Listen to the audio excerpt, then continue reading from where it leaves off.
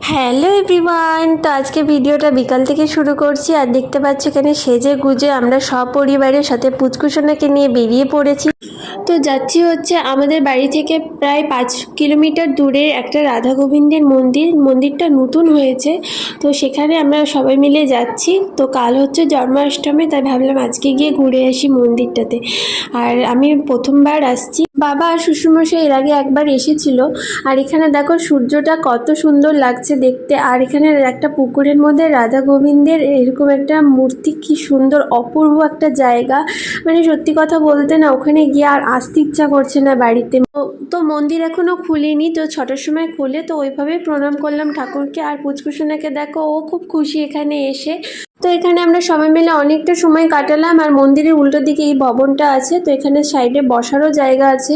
তো এখানে বসে বসে অনেকক্ষণ আমরা গল্প করলাম। আর পুচকুসোনা আর ওর বাবাকে দেখো কি